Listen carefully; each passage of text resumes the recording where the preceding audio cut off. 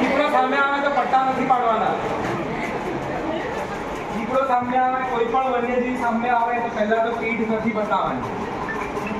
તમે પીઠ બતાવશો તો દીપડો કોઈ પણ દિવસ શિકાર કરે ને તો ગરદનમાંથી જ પકડીને શિકાર કરે. તમે ગીરના જંગલમાં જાઓ ને ત્યાં બી સિંહ સામે આવે ને તો એને પીઠ નથી બતાવવાની, એની સામે ઊભું રહેવાનું, હલવાનું નહીં, કોઈ જાતના ચેન ચાળા નહીં કરવાના, લાકડું વધવાનું, પથ્થર વધવાનું કંઈ જ કરવાનું નહીં.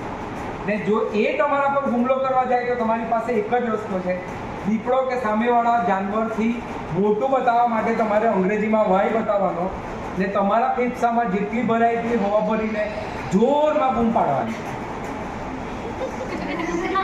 આ સિવાય બીજો કોઈ રસ્તો નથી. આ સિવાય બીજો કોઈ રસ્તો નથી.